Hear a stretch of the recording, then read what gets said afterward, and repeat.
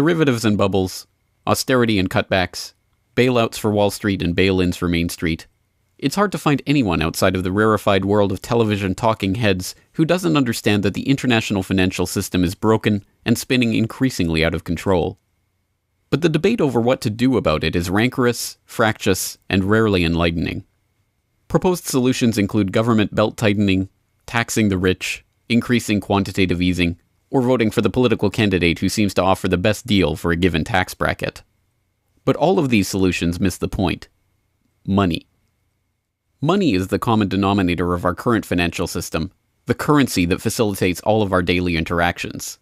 We take its existence for granted, and while the debate in recent years has grown to include whether or not the government should print more of it or print less of it, the lack of comprehension about how dollars, euros, yen, pesos, and other government-regulated national currencies are themselves the very root of the problem, conceived in iniquity and born as debt owed to the commercial banking system itself, has prevented the conversation from moving past this infantile debate. In recent years, mathematicians, cryptologists, computer programmers, and others have been working quietly on the problem of how to create a system of exchange that bypasses the central banks and allows for instantaneous, pseudonymous, free transactions between individuals anywhere on the globe. Their answer? Cryptocurrency, with its most well-known representative, Bitcoin. A currency as loved and hated as it is misunderstood by the public and misrepresented in the press, Bitcoin has created passionate advocates and powerful enemies as it continues to maintain a price that many believed impossible. To gain perspective on the Bitcoin phenomenon and what it really represents, last week I had the chance to talk to Roger Ver, an entrepreneur and Bitcoin early adopter who travels the world spreading the message about Bitcoin and freedom. This is our conversation. All right, so let's start with the usual kind of name, rank, serial number. Describe yourself in one sentence. In one sentence will be hard, but my name is Roger Ver, and I guess I'm an early adopter of Bitcoin and Bitcoin proponent for over 3 years now. 3 years, all right. So so you've been in this fairly early, Yeah. not quite at the beginning. I jumped in pretty much full-time in, I think, February of 2011, which is pretty early by Bitcoin standards. Okay, all right, yeah. Bitcoins were less than $1 when I went crazy for them. So. Well, then you must be a very rich man. I've lost a fair and given away a fair number of Bitcoins along the way as well. All right, well, let's talk about how you got into Bitcoin. Yeah, there's a radio program that I like to listen to while I go about my life here in Tokyo. It's called Free Talk Live with the website freetalklive.com, which is basically a bunch of libertarians and voluntarists talking about things that are of interest to them. And the host of the show had mentioned Bitcoin, and I kind of Googled it and looked into it a little bit more. And from there I realized, wow, this is really going to change the way everybody on the entire planet does any sort of business. And knew I had to get involved full time, and here I am over 3 years later, and it's been pretty much every waking moment has been devoted to Bitcoin ever since. Well, that's a pretty dramatic change, and one would think you'd have to have been prepared to understand the significance of something like that. I mean, most people might hear about it and think it's just some crazy idea. You saw the significance of it right away. What do you think prepared you for that? Yeah, I think what prepared me for that is I had the exact right background to really realize just how important it was going to be, and that background includes reading a bunch of books on economics and how money works, and particularly books by Murray Rothbard and Ludwig von Mises, really I think gave me a firm understanding of what the proper aspects of money are. And I also had a background in computer science and have been around computers pretty much all my life, growing up in Silicon Valley. My day job before I found Bitcoin was selling computer-related hardware. And then when I found Bitcoin and realized the monetary aspects that it had, and then the technological properties as well, that it can't be shut down, that it's distributed, that there's no central server, it can't be controlled, I realized that this is the ideal form of money. It's the best form of money the world has ever seen, and it can't be stopped or shut down or controlled in any way. And I realized this is going to change absolutely everything. And here I am, more than 3 years later, every waking moment for 3 years and around 3 months now have been devoted to Bitcoin. So were you involved in mining at that early stage? I did a little bit of mining back then on GPUs, and then now I leave the mining to the professionals. But back then it was possible to do a little bit of mining with your home computer. Mm-hmm. All right. Well, it's been said about Bitcoin that the less people understand about it, the more stridently they're against it, or something of that sort. Which I think cuts two ways, because of course it means that it's perhaps more sophisticated and smart than people initially believe, but it also means that there's a problem in communicating the idea of Bitcoin. There's still a lot of people who are very reticent of it, maybe because they don't understand it. How would you describe Bitcoin to someone who is completely a beginner at it? So there's two things required for people to be able to understand Bitcoin. They have to understand the basics of the computer side of it, and you have to understand what money is. And most people in the world don't understand either of those. And then people to understand both of those are an even smaller subset. But what people have to understand about Bitcoin is that it's a completely decentralized network. There's no central server, there's no controlling company, there's no office. It's just free software that anyone can download and start running on their computer anywhere in the world. And that the Bitcoins themselves can be transferred to or from anyone, anywhere in the world. And it's impossible for any bank or government or entity to block you from sending or receiving those Bitcoins. There's a limited supply of those Bitcoins. There will never, ever, ever be more than 21 million Bitcoins. And so because, like everything, the price is set based on supply and demand, because the supply of Bitcoins is limited and the demand is increasing as more and more people start to use them and more websites start to accept them, the price of Bitcoins in terms of dollars is going to have to increase even a lot more than the $500 per Bitcoin that it is today.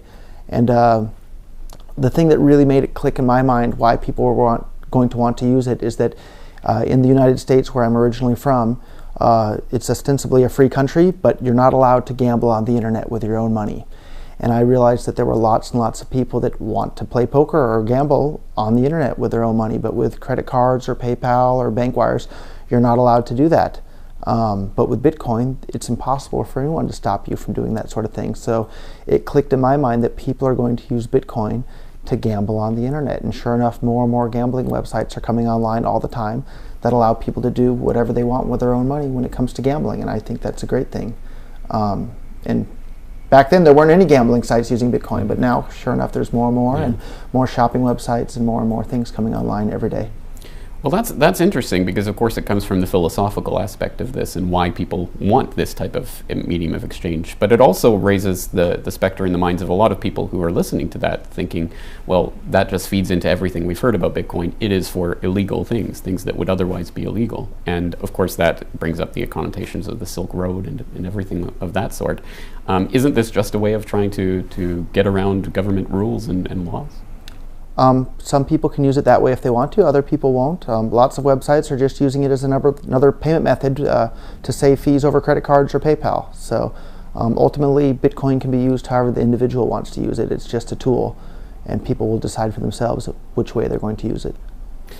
I've heard Bitcoin described as not necessarily, or not intrinsically a money, but a technology, and the technology is the blockchain. Was kind of the innovation that created the possibility for Bitcoin, and of course all of the altcoins that have derived from it. Tell us about that technology. What is the blockchain and why is it such a revolution? Right. The thing, I've been going around for 3 years saying Bitcoin is the most important invention in the history of the world since the internet. What I actually mean when I say that is I mean the Bitcoin blockchain. So for decades, mathematicians and computer scientists they thought basically it was impossible to prevent what's called the double spin problem. If you have some sort of digital code, there's nothing to stop me from making a copy of that and sending it to a bunch of different people. And the same problem applied to digital money. They figured if I have one digital token, why can't I copy it to a whole bunch of other people? And the only way that they thought that it was possible to prevent that would be by having some sort of central authority to keep track of who has what copies of what digital tokens. And what the Bitcoin blockchain did is it was the first time ever in which people realized that, or Satoshi Nakamoto realized that it was possible to prevent this double spending without having a centralized entity. So if you use PayPal or Visa or MasterCard or whoever, there's a centralized ledger that keeps track of every single person's account and how much money they have in their account, and that ledger's stored on Visa's centralized servers or PayPal servers or wherever. With Bitcoin, there's a ledger that keeps track of who has every single Bitcoin and every single Bitcoin transaction. But instead of that ledger being on one server or one computer or one office, it's spread out on everybody's computer all across the entire world. And that ledger gets updated in steps with each other. And each update to that ledger is called a block. And each of those blocks are connected together in what's called the blockchain. And that blockchain is just the entire transaction history that's ever taken place on the Bitcoin network. And that's such a revolutionary technology that's going to allow all sorts of things in addition to just money. So the revolutionary aspect of that is that there is no, and doesn't need to be, and can't be any central location where that data is stored. And because there's no central location that's stored, there's no central authority, there's nobody that the governments or police or businesses can go to and say, change this or alter that or freeze this person's account or undo that. It's beyond the control of any entity. It's kind of taken on a life of its own at this point, and it's really, really exciting because nothing like that's ever existed ever before in the history of the world. Right. Of course, that also brings up the other connotation that a lot of people have with digital money as kind of the worrying point is that with the blockchain, you have a record of every transaction that's ever taken place. So you can theoretically trace a transaction and the way that it flows through the system from not from person to person, but from address to address at any rate. And once someone is capable of pairing an address to an identity, then not only is it not anonymous, it's actually documented forever, and there's no way to get rid of the record of that transaction. Right, so that's one of the neat things about Bitcoin is that the amount of privacy in your Bitcoin transactions can be decided by the user. So there's lots of great websites that are releasing tools that allow you to choose just how private you want to be with your Bitcoin transactions. One of the ones that I'm spending most of my time with is a website called blockchain.info, and there's actually free tools right there in the wallet that they provide that can allow you to send and receive your Bitcoins anonymously. And for free, too. We don't even charge anything for that. So you can be as public or as private as you want with your Bitcoin transaction. That's very different than your credit cards or bank statements, at which the banks or the governments can look at any time to see exactly what you've been buying or what you've been doing. Right. Well, it's certainly a lot easier for them to go to that central authority to find that out. But what about the recent revelations about the NSA and the way that it's collecting internet data wholesale? That must make it much more difficult to enact the type of cryptography that would make that anonymous, truly anonymous. Yeah, well, it's hard to know exactly what sort of technologies the NSA has, but one of the things that has me so excited about Bitcoin is that most governments around the world, and the US government in particular, fund just about everything they do through inflation rather than direct taxation. So some things people are going to be more than willing to pay for. Lots of people are going to be willing to pay for, roads and fire departments and police and that sort of thing. Not so many people are going to be willing to pay with their own money for the NSA to spy on all of them, or for the United States military to drop bombs all around the world. And if the world starts using some sort of math-based currency like Bitcoin, governments aren't going to be able to just print money to fund all these things. So I'm really excited about Bitcoin because I see it as an opportunity to non-violently defund the NSA. If the NSA people that are working there don't get paychecks at the end of each month, they're not going to show up anymore. And all those really smart people that are working at the NSA can hopefully go and get hired to work for Bitcoin companies to work to make the world a better place rather than to spy on everybody for Big Brother. And that's one of the things that has me so excited about Bitcoin, is how it's going to rein in the control that governments have over people. That is interesting. It provides its own solution to the problem that it raises. So and the more that it's adopted, the more privacy and freedom people. There's lots and lots of Bitcoin companies that are hiring right now. So if any of the people at the NSA want to get a jump, leave the NSA today and come start working for the good side. Right. Okay. Well, I've heard it said by yourself and others that that basically there's nothing that can be done to shut down Bitcoin at this point, barring, I guess, the complete eradication of the internet from the face of the planet, which is a rather tall order. But there are always externalities and points of pressure by which, if not Bitcoin can be completely eradicated, at least there are pressure points that governments can use. There was the recent ruling by the IRS that about capital gains tax with regards to Bitcoin usage. There's recently the Icelandic government attempted to implement something called the Aurora coin. That ended up going pretty atrociously, and I believe it's pretty much been abandoned by this point because of technical and security issues. It seems to me there's always ways that governments can come and kind of do something to Bitcoin, if not to get rid of it, at least to manipulate, adjust, or change people's perceptions of it. What do you say to people who have those types of concerns?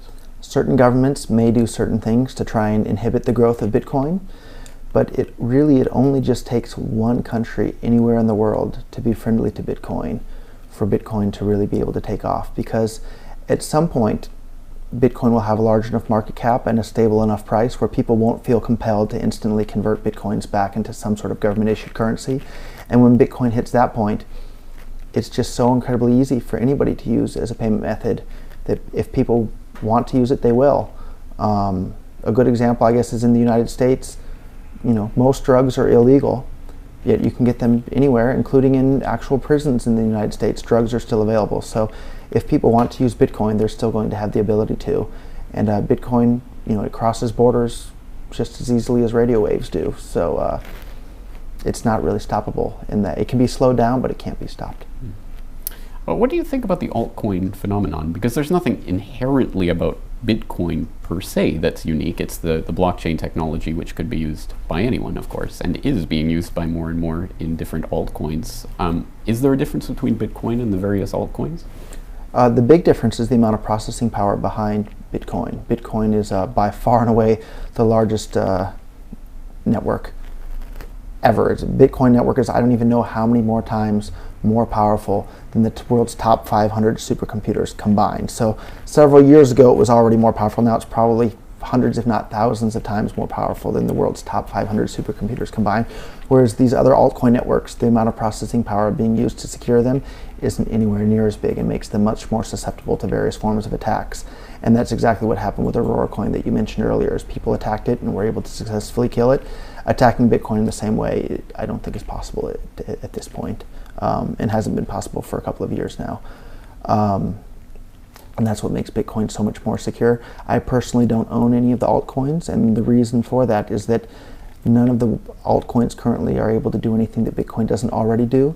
And what makes some money useful is the number of people that are willing to interact and accept and exchange with that money. And Bitcoin, by far and away, has the largest network and largest number of people using it. So I don't really see any benefit in starting to adopt any of these other altcoins, because you only have a limited number of hours in the day for these programmers that are coding the websites.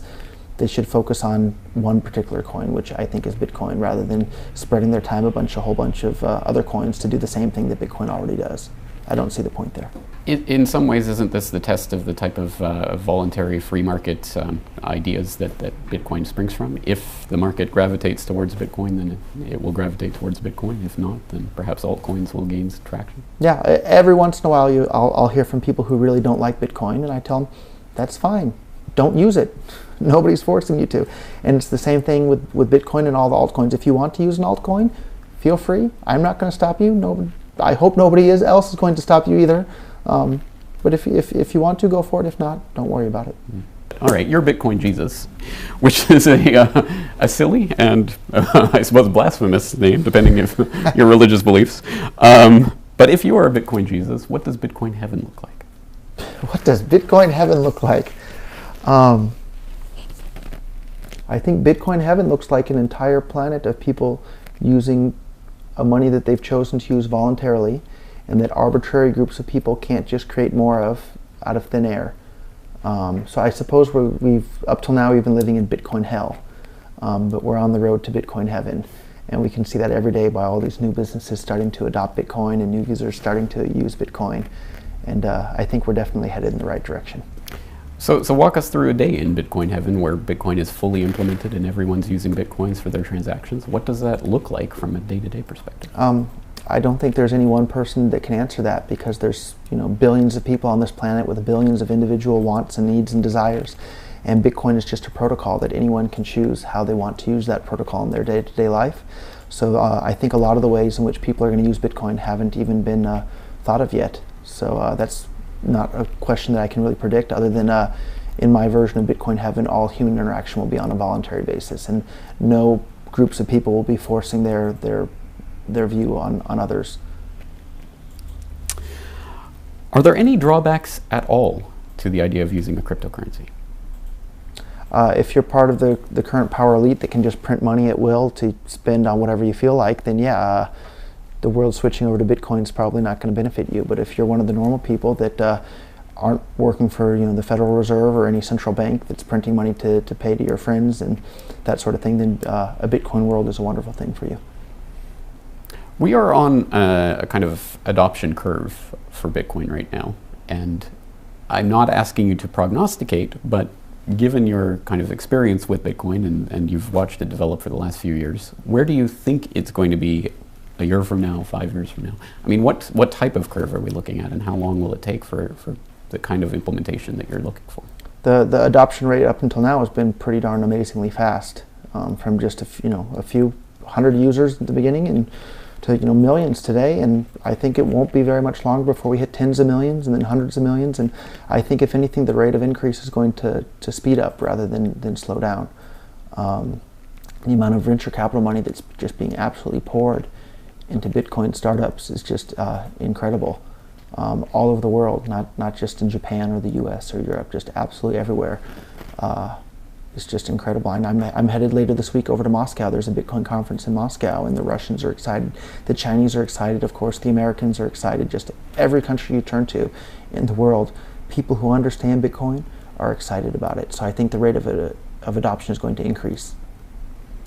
What about the problem? I forgot to look up the percentage, but there is a rather large percentage of the Bitcoin that exists currently are held by relatively few addresses, people. And I'm afraid I don't have those statistics off the top of my head. But it was a number that one would not expect in a currency that would be implemented. I mean, if 50% of the U.S. dollars were held by, actually there is a kind of income inequality. But anyway, it poses a potential problem in that there are many people who are concerned that there are people who are holding on to Bitcoin for that moment in which they decide to cash in, and that will be the end of Bitcoin. What do you say to that? It certainly won't be the end of Bitcoin. For people that are actually worried about that, then don't use Bitcoin if you don't want to. But I don't really see how it can be any worse than the system that we have today, because right now the wealth is certainly concentrated in the hands of a relatively few number of people. And the big problem with the system right now is that they can print more money at any time for any reason they feel like. And with Bitcoin, that can't happen. So I see Bitcoin as a huge, huge, huge step forward from what we have today. Mm-hmm. Well, we are sitting here in Tokyo in April of 2014, so I think we have to talk about Mt. Gox and what happened there. First of all, any thoughts on what happened with Mt. Gox and why it took place in the way that it did without people blowing the whistle in a way that actually prevented it from happening? Yeah, the short answer is I don't know. I suppose, I've met the guys at Mt. Gox more than most people in the world have. I've actually met them in person, but in hindsight, I have no idea what the heck happened over there. And it's just shocking. The whole thing is shocking. And the part that really disturbs me the most is that they were claiming they only had 2,000 Bitcoins, and then people on the internet monitoring the blockchain said, no. We have really, really, really strong evidence that you have an additional 200,000 Bitcoins. And then suddenly Mt. Gox said, oh yeah, you're right, we do have an additional 200,000 Bitcoins. To me, that really, really, really seems suspicious. But as to what actually happened and went on over there, I don't know. They asked me to make that video for them about a year ago now. And at the time I made the video, and even going back and watching that video, I regret having made that video because it caused more people to trust Mt. Gox, but every single thing I said in the video at that time, even in hindsight today, everything was true in the video. It was just unfortunate that I made the video because it caused more people to trust Mt. Gox than would have otherwise. But they had a huge amount of US dollars sitting in the bank. They had around close to 100 million US dollars in the bank.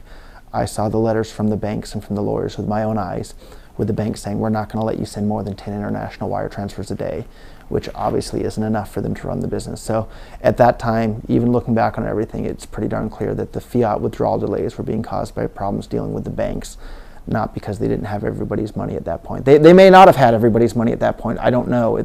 Even today, I don't know. But the fiat withdrawal delays weren't being caused by an actual lack of liquidity, which is what I said in the video. And I wish I hadn't made the video at all at this point. So what does the Mt. Gox situation say about the ability for people to be scammed in the Bitcoin community? People get scammed with dollars all the time too. I think it just shows that people need to hold their Bitcoins in their own Bitcoin wallet. And if you're going to use an exchange for exchanging, send the Bitcoins in, get the dollars out, and be done. Or the other way around, don't store your dollars or your Bitcoins on an exchange ever, other than the actual time in which you're actually trading. And the rest of the time, hold your Bitcoins in a wallet in which you control the private keys. That means hold them in a blockchain wallet, hold them in an Electrum wallet, hold them in an Armory wallet, hold them in the Satoshi Qt client wallet. Don't hold them in Mt. Gox, don't hold them in Bitstamp, don't hold them in Kraken, don't hold them in Coinbase, don't hold them in any sort of wallet in which somebody else is holding the keys for you. That's what I hope will be the lesson that everybody learns from Mt. Gox. Are there any kind of positive aspects to this story? I mean, you say, for example, there were people doing the forensic investigation who kind of pieced together the fact that Mt. Gox was lying and was able to call them out on it. I mean, that shows at the very least there is the possibility for communities to hold people accountable and for the scams not to be able to be perpetrated in perpetuity. Yeah, I'm most familiar with the U.S. regulatory system and how the U.S. stuff works. And we had this problem with a man named Bernie Madoff, and people lost a huge amount of money. And a lot of people don't realize, and the media didn't play up, that Bernie Madoff was the head of the regulatory body that was supposed to be regulating all that sort of thing. So if that can happen with all the regulations we have right now, it looks to me like most of these government regulations are just an absolute waste of time and money and effort, and it keeps out the new players in the market that might be able to do something better or faster or cheaper or more efficiently than the current people in the market. And a real good example of that is in the US, there's no Bitcoin exchange in the US serving US customers at this point. And that's because of all these stupid regulations that are there blocking that and preventing new people from coming on board. And it's really sad that that's the case. But someday, in Bitcoin heaven, the whole world will just be using Bitcoin, and everybody can do whatever they want with their own Bitcoins, and they won't have to ask people that they've never met ever before for permission to start a business using Bitcoin. Mm-hmm.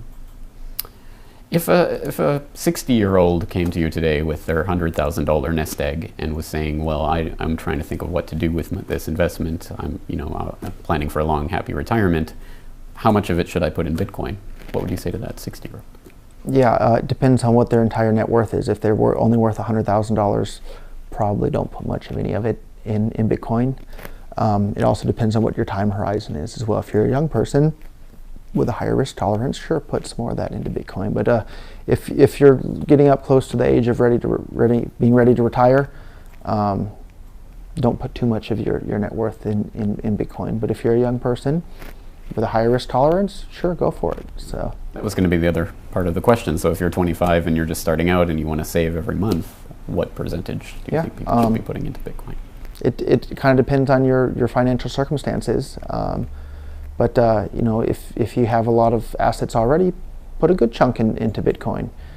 If you're worried about where your next month's mortgage payment is going to come from or rent payment, don't put too much into Bitcoin. Don't put more than you could afford to lose is probably good advice for anything.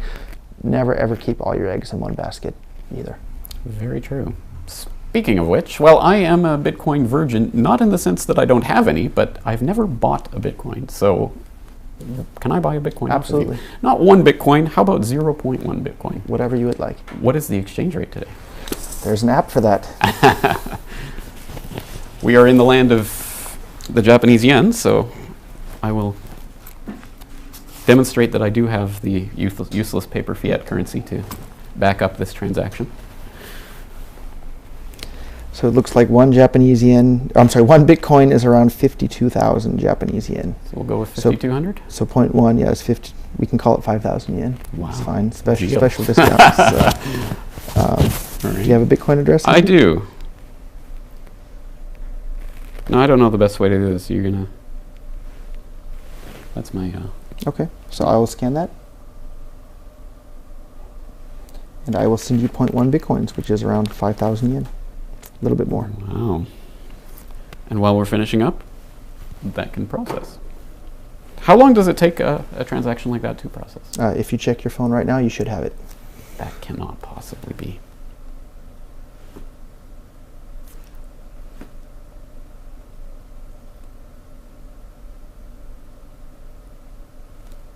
Depending on the speed of my connection. We can give you the Wi-Fi password if you'd like as well. No. Do you see it? I have to sign in again. And actually, I heard that the app is still available in the Korean App Store. I didn't have a chance to check that myself, but we can test that after we're done with the interview if you'd like.